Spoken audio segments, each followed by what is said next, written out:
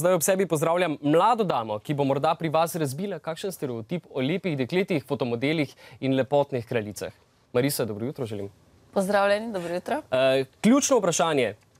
Zakaj o misicah kroži nešteto stereotipov? Kdo jih producira? Morda je to nek odsev samega medijskega sveta. Morda je to vpliv samih misic, ki so na tem položaju, že bile oziroma še bodo. Jaz verjamem, da vsaka posameznica nekako kreira stereotip tudi o samem sebi. Torej lahko tudi ona nekako uravnava, kaj se bo o njej govorilo in kakšno mnenje si bodo tudi ljudje na podlagi tega ustvarjali.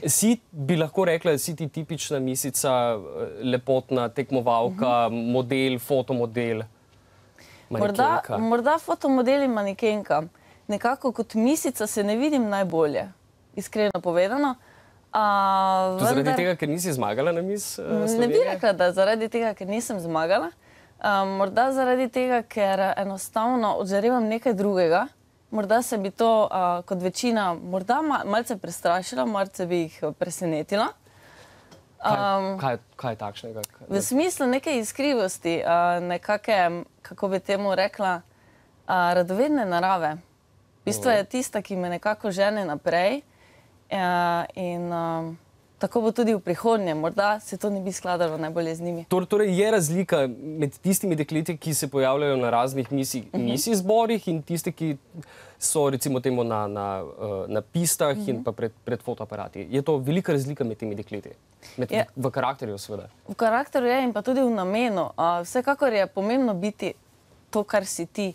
In da se nekako najdeš znotraj teh zvrsti. Zato bi rekla, da obstajajo nekakšne različne skupinice ljudi. In zato se tudi sama nekako najbolje vidim v manekenskih vodah.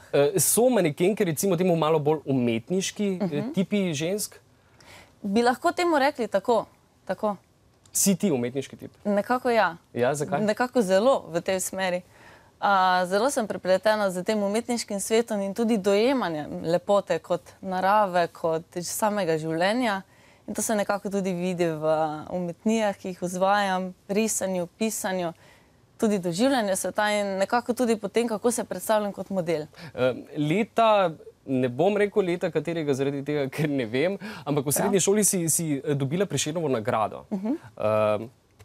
Za katero delo izmed teh dveh? V bistvu za nobeno delo izmed teh dveh. Tako, to sta recimo dva primera, kaj recimo rada ustvarjam. Dobila sem za literarni prispevek, za poezijo in pa za področje likovnega. Tako. Koliko ti in kako ti to koristi pri, recimo, ko nastopaš kot model ali pa kot fotomodel ali pa ko si na modni pisti? To nek umetniški izraz ali pa notranji umetniški jaz? Morda to bolj zaznajo tisti, ki se ukvarjajo nekako s tem, da zbirajo modele, iščejo tiste nove naslednice. Bi rekla, da so oni tisti, ki to sami zaznajo. Gre se tudi za to, kako se ti prezentiraš, ne glede vsako minuto, tudi zdajle se nekako ustvarja neko mnenje, kdo sem, kaj počnem. In tako je tudi na odru in na kameri in tudi na fotografiji se to odseva. Tisto dojemanje. S fotografijo sem slišal, da si se nekaj ukvarjala ali pa se še. Ja, nekako zdaj je to malo na stranskem tiru, moram priznati. Ampak vseeno je tudi to še ena izmed tistih poti, po katerih bom še stopila z veseljem. Tvoje največje želje, kaj bi želela doseči? Je to v svetu mode, pa potem mogoče kasneje v kakšni tej smeri? Nekako moda je... Kaj je zdaj prioriteta? Prioriteta trenutno je moda. Zakaj? Nekako lepota je minljiva, tista nazunanja. Mogoče je to par let trenutnih, katerih bom res dejavna v tej smeri. Do kdaj je sploh lahko ženska manekenka?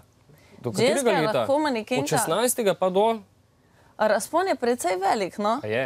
V bistvu je, ampak moraš se znajti, ne? Kar pomeni, da mogoče ne v Sloveniji, morda pa v tujini ti lahko uspe dolga karijera tudi v tem smeri, ne?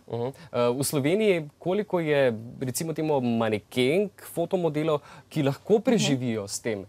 Veš, ki se preživljajo izključno s tem, da nastopajo, se fotografirajo. Bi rekla, da podobno kot jaz, nekako temelje dobijo v Sloveniji. so manekenke, ki nekako začnejo na svojih rodnih tleh, ampak nekako opažamo, da se razkropijo navzven. Tako da to je tudi moja vizija za naprej. Tako, ne, ker če ostaneš v Sloveniji, lahko samo od tega tržišča živiš, težko je bo, ne? Težko vprašanje je, ja. Mi tudi odvisno od posameznika, no. Nekako na vsakem področju posameznik lahko posebej zacveti. Tako da morda niti ni nujno, da recimo jaz ne bi uspela tukaj. Tako. Tujina? Tujina, seveda. Kdaj, ko, če, želja, kam? Želja kam, nekako zdaj še diploma dokončana, tako da to je še v velikem planu in tudi je nekako vodilo za to, da grem v tujino, da malo spoznam. Medijske komunikacije. Torej področje, kjer si trenutno, ne? Kjer sem trenutno, tako da sem zdaj nekako na pravem mestu. Na pravem mestu, ne? Torej najprej Milano, Pariz, London, potem pa Maribor, ne? Se sliši prijetno. Se vidimo, ne? Hvala ti za obisken pogovor. Hvala tudi vam.